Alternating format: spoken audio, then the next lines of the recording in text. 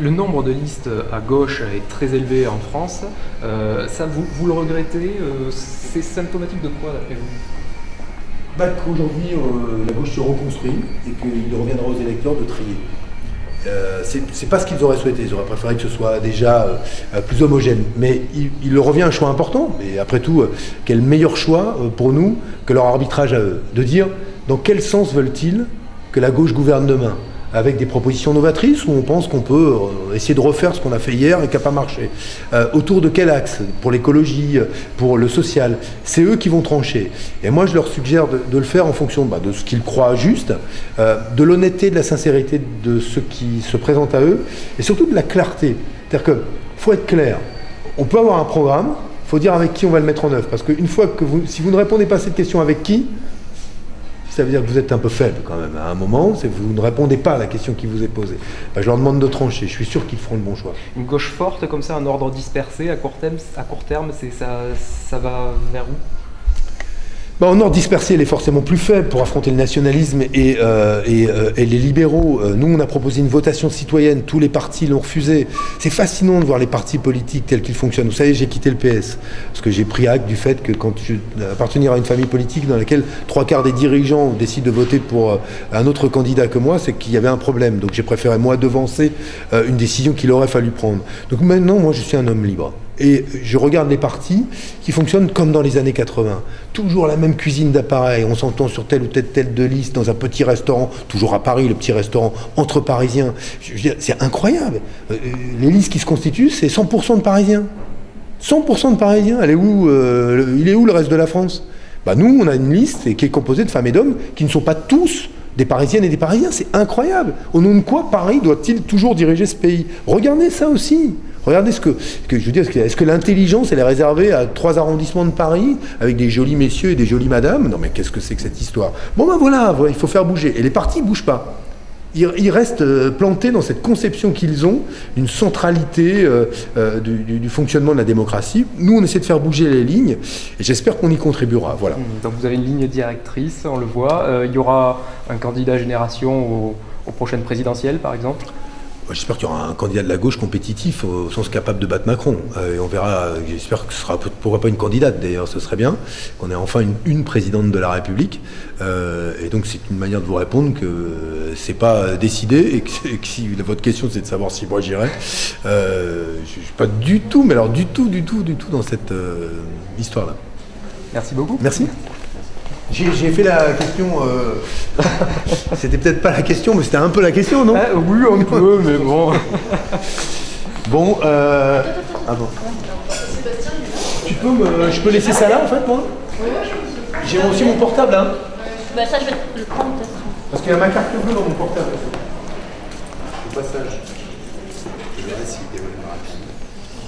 Non, mais je vais le laisser ici. Excusez-moi, quand vous arrivez dans la salle, on peut faire une image avec vous devant la salle, parce qu'on est fait. Ouais. Voilà, juste, okay. Je sais pas où. D'accord. Ouais.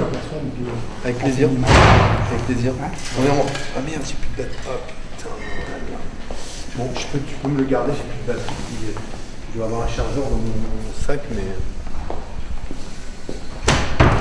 Non, pas tout de suite devant. On rentre par où? On se parle des bateaux, parce qu'on attend que Marie et Sébastien, il faut qu'ils se mettent sur scène. Bon, ça va? Ouais, et toi? Les soignants étaient super contents. Hein. Quoi? Les soignants étaient super contents. Elles étaient vachement intéressantes. Je sais, c'est pour ça que t'aurais pu rester encore très longtemps à parler avec eux, mais comme ça mais non, mais c'était super intéressant. Ouais. Et ces témoignages, quand même, ça dit tout. Mais en fait, j'ai pas compris si jamais ils étaient du même CHU. Non? Non. Ils venaient de un peu partout. Ouais, ou alors, en tout cas pas des mêmes services. Et là, t'avais des... C'est pas le même hôpital, c'est une situation... C'est dingue.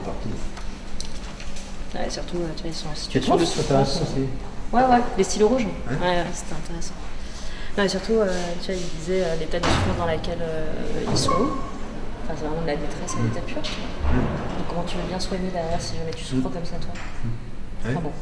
Je vais voir où c'en est. Je peux vous poser une question? Ouais. Comment on remet, enfin on en parlait avec Marie-Hélène, il fallait tout déconstruire, ça a été une question qui a été posée par les stylos rouges, ils n'ont pas déconstruire mais reconstruire. Comment on fait pour remettre aujourd'hui tout à plat? Alors en dehors de l'Europe, est-ce que c'est possible au niveau national?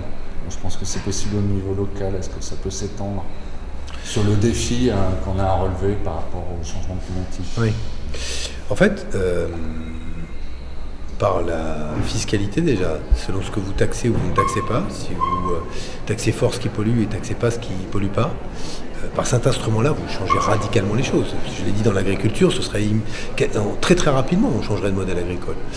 De la même manière, je vais prendre un exemple simple, on veut faire la transition écologique, donc il faut des recettes nouvelles. Macron dit on va taxer le plein de carburant. Tout le monde dit attendez, vous êtes sympa, mais moi j'ai pas le choix que de faire mon plein, etc.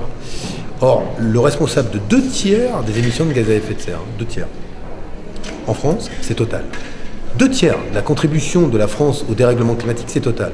Et donc, Macron a réussi le prodige de taper tout le monde et de ne pas toucher Total. Bon, là, vous changez la règle du jeu. Si vous dites, si vous utilisez... Donc, vous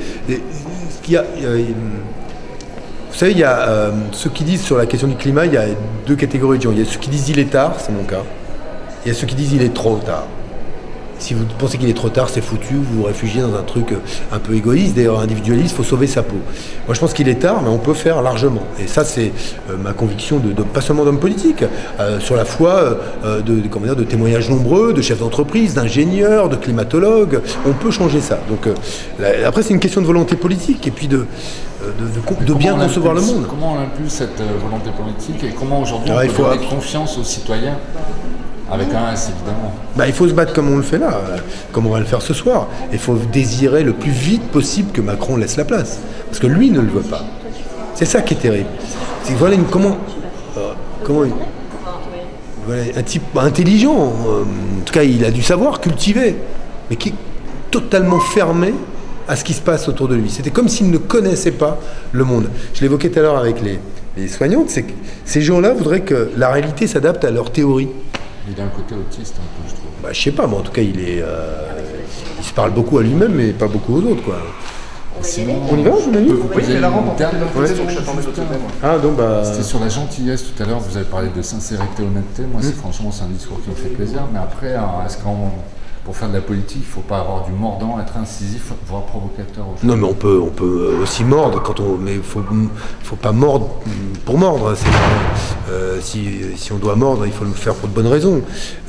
Moi, je mords quand je vois la manière dont on traite les migrants. Je serai impitoyable à l'égard de ceux qui dénient à ces hommes le fait d'être nos frères en humanité. Ça me révolte, ça. Mais après, si mordre, c'est insulter en permanence tout le monde. Pour se faire entendre. Ouais, mais... Auprès des médias, aujourd'hui, il semblerait que... Bah ouais, la preuve, c'est que même France 2 m'invite pas. Je suis le seul à ne pas être invité. J'étais invité, je ne le suis plus. Mais ça monte les médias aux ordres. C'est qui doit... Et eux, je vais pas les rater. On va passer de l'autre côté. Ah bon, comme ça, d'accord. on ira avec Sébastien. Merci. Salut. Bonne soirée. Merci beaucoup. À bientôt, ouais. Ouais. Bon courage. Merci.